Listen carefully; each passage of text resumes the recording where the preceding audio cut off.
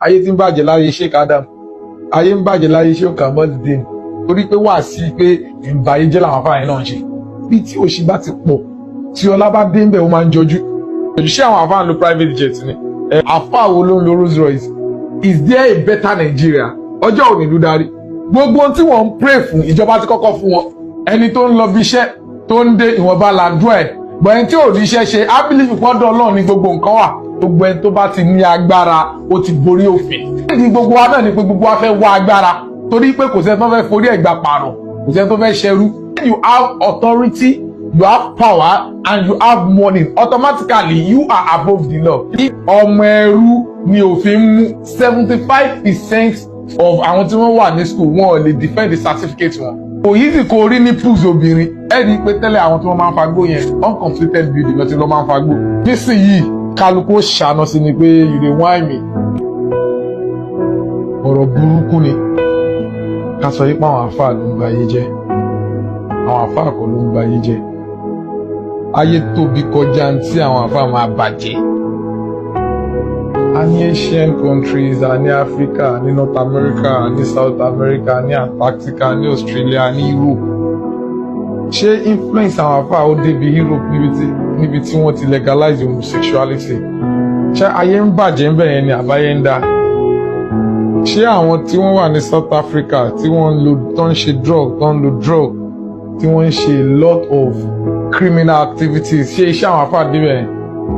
Ṣé South West yìí bá la ṣe wá capitalize ẹ̀ wípé àwọn àfáà ni wọ́n ṣe kíni wọ́n bá ayé dẹ̀ ti ń bàjẹ́ tipẹ́ látàyè àwọn ẹni àná láyé ti ń bàjẹ́, ayé ti ń bàjẹ́ láyé Sheikh Adam, ayé ń bàjẹ́ láyé Sheikh Kamaldeen, ayé ń bàjẹ́ láyé àwọn àfáà àgbà yẹn torí pé wà sí pé ìbáyé jẹ́ làwọn àfáà yẹn náà ń ṣe.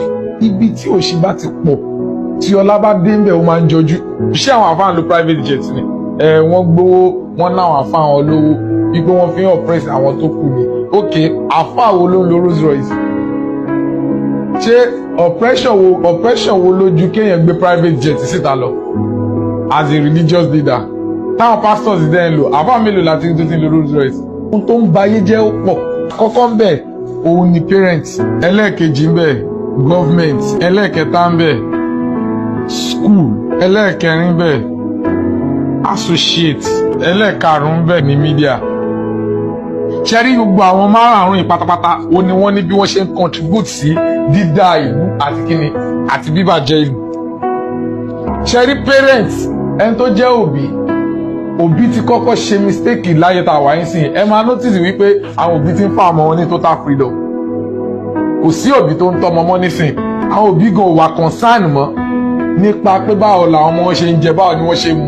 Ẹlẹ́ẹ̀kejì tó ń ba ayé jẹ́ ní gọ́ọ̀mẹ̀ntì náà tún ayé ṣe mọ́. Gọ́ọ̀mẹ̀ntì ń ba ayé jẹ́ 100%. Gọ́ọ̀mẹ̀ntì òun ni kò provide nǹkan fún wa. Ok, ọmọ Nàìjíríà mélòó ni ó ń rí èrè ìjọba nísìn? Is there a better Nigeria? Ọjọ́ òní ló darí.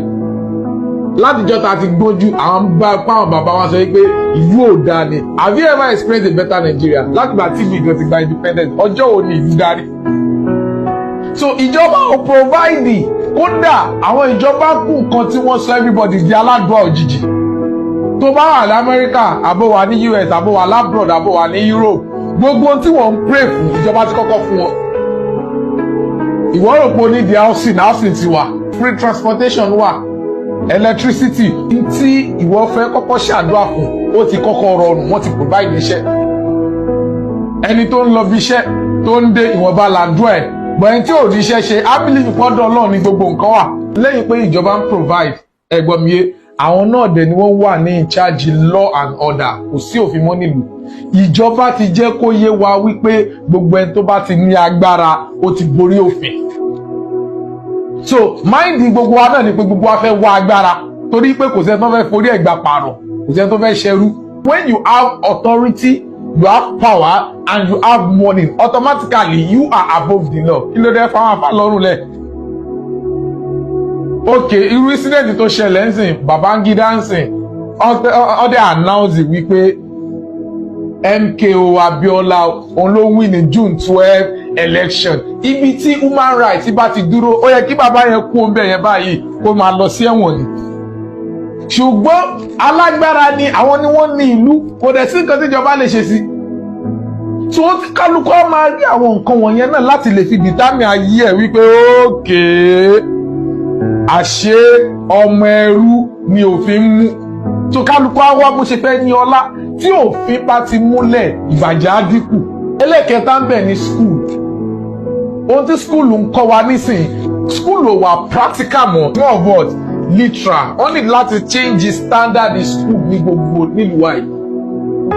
Ohun tí wọ́n ń kọ́ wa ń bẹ ní kálukú meet òyìnbó ni. Ẹ wo, I'm telling you with confidence pé 75% of àwọn tí wọ́n wà ní school wọn ò lè defend the certificate wọn, especially àwọn tí wọ́n ṣe technical course yẹn. Ẹ máa rí wípé ẹni tó lọ kọ́ṣẹ́ bricklaying lọ́wọ́ ọ̀gá tí ò lọ school ó máa ń mọ iṣẹ́ ju ẹni tó lọ kọ́ building contractor lọ ní school, torí wípé wọ́n kàn fẹ́ kọ́ òun ni bọ́ọ̀dù náà fẹ́ fi ṣàlàyé fún un, tọ̀hún yẹn on the job ló fi ń lẹ́nu dé. So wọ́n ní láti change the syllabus in school. Ó gbọ́dọ̀ wà more of practical and more of skill acquisition. Ohun tó tún wá ń bá ọmọ jẹ́ ni associate peer group.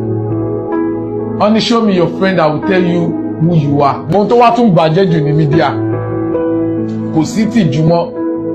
Àwọn media personality, ohun tí àwọn èèyàn fẹ́ gbé tí wọ́n fẹ́ comment òun ni wọ́n fẹ́ upload. Wọn ready láti upload tó bá ti jọmọ́ knowledge àbò bá ti jọmọ́ mímọ́ mọ́. Ó rọrùn kí obìnrin ṣìdí kalẹ̀ tó ṣí ọ̀yàn kalẹ̀, ó rọrùn kó tètè go viral. Ṣùgbọ́n obìnrin tó bá borí tó bá bẹ̀rẹ̀ sí sọ̀rọ̀ gidi, ó rọrùn fún láti tètè go viral. Tá dẹ̀ sójú títì mọ́, àwọn èèyàn ti jú mọ́. Èèyàn kọ́ ló ba ayé jẹ́, ayé ló bara ẹ̀ jẹ́. Ẹ máa rí wípé influence yẹn ara everybody ló wà. Ìfà àwọn àfáàlẹ́ lọ́tọ̀, àwọn obìnrin náà nísìnyí online. Àwẹ̀ tó ń bọ̀ yìí Ọlọ́run ló lè gbà lọ́wọ́ wa. Àfi kó má wo TikTok or Instagram. Tẹ́lẹ̀tẹ́lẹ̀ kò easy kó rí nipples obìnrin. Tó bá fi lè rí nipples obìnrin wo nǹkan ti ṣẹlẹ̀ nìyẹn.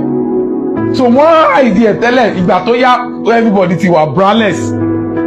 Nísìnyí báyìí sìn à ń fojú rí ní 100%. Tẹ́lẹ̀tẹ́lẹ̀ wọ́n ń pákéjì ìdí ń ṣe ò nítumọ̀ mọ́.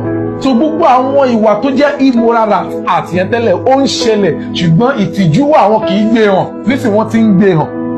Bẹ́ẹ̀ náà ló ṣẹlẹ̀ fáwọn tí wọ́n ń fagbó. Ẹ rí i pé tẹ́lẹ̀ àwọn tí wọ́n máa ń fagbó yẹn uncompleted building lọ́tí ló máa ń fagbó. Torí wípé wọn ò fẹ́ jẹ́ kẹ́ ẹ ká wọn, nísìnyí kálukú ṣàánú sí ni pé you dey whine me. Ẹ gẹ́tì kan tí mo sọ sí, so ìbàjẹ́ yẹn ti pọ̀, ká dẹ́yìn pé àwọn àbá ló ohun tó ń bàjẹ́ jẹ́ pọ̀, ká treat aspect tiwọn lọ́tọ̀, ṣùgbọ́n ká má generalize fact yẹn wípé àwọn àfáà ni wọ́n ń bayé jẹ́, àwọn àfáà kọ́ ni wọ́n ń bayé jẹ́. Ayé ń bàjẹ́ generally, ṣùgbọ́n kálukú ló ní ọ̀nà tó ń gbà contribute sí bíbàjẹ́ àti dídá ayé.